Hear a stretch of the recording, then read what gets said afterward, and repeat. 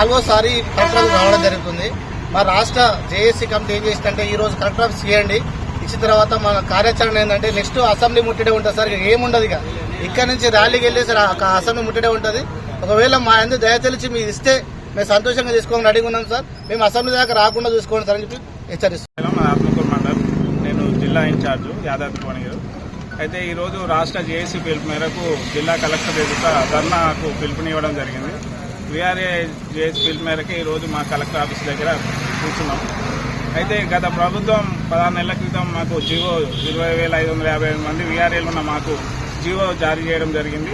ఆ జీవో కూడా మేము 80 రోజుల సుదీర్ఘ సమ్మె చేసి ధర్నాలు చేసి రోడ్ల మీద తిరగడం వల్లనే మాకు దానికి కూడా మనకు అప్పుడు ప్రతిపక్ష పార్టీ అయిన కాంగ్రెస్ గవర్నమెంట్ ఉండే వాళ్ళందరి మద్దతుతోటి మాకు ఆ జీవో రావడానికి పూర్తి సహకారంతో మాకు జీవో వచ్చింది.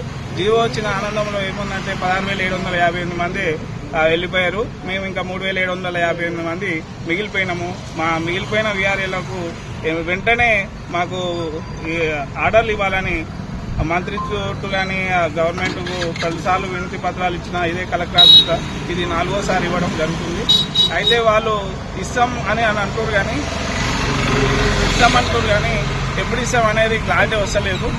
మాకు ఎవరైతే దీనికి ముందువాడి మాకు జీవో రావడానికి కారణమైన ప్రజాప్రభుత్వం ఏదైతే ఉందో వాళ్ళు ముందు పడ్డారు. వాళ్ళ చేతిలోనే ఇప్పుడు ఆర్డర్లు ఇచ్చే అవకాశం ఉంది. కాబట్టి మమ్మల్ని కూడా వాళ్ళకి ఏ విధంగా అయితే జీతాలు ఐడి కార్డులు ఇప్పించారు వీఆర్ఏలకు, మిగతా వీఆర్ఏలకు మమ్మల్ని కూడా ఆర్డర్లు ఇచ్చి ఐడీలు ఇచ్చగలరని వేడుకుంటున్నాం.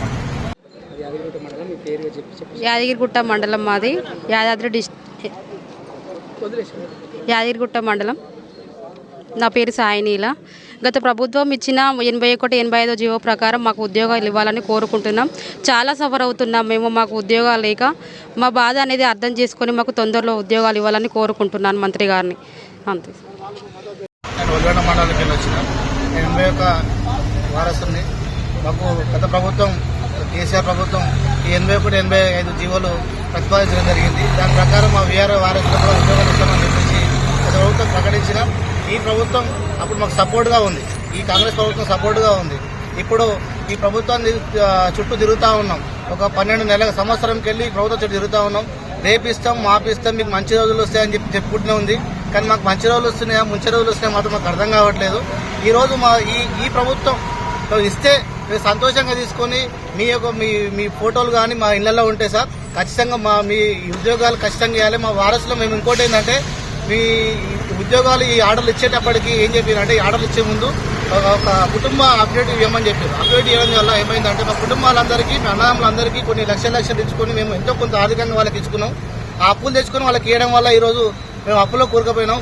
మా రాష్ట్రం మొత్తంలో 255 మంది వీఆర్ఏ మిత్రులు నాతోటి ఇప్పుడు వారసులు ఎవరుతున్నారో వాళ్ళు సూసైడ్ చేసుకోవడం జరిగింది. కావున ఈ ప్రభుత్వం ఇంకా ఈ ఆత్మహత్యలను చూడాలనుకుంటుందా మాత్రం మాకు అర్థమైతలేదు. కనీసం ఈ 255 మంది ఎవరు చనిపోయినారో వాళ్ళ దృష్టిలో ఉంచుకునే మాకు ఆర్డర్లు ఇవ్వాలని చెప్పి కోరుకుంటాము.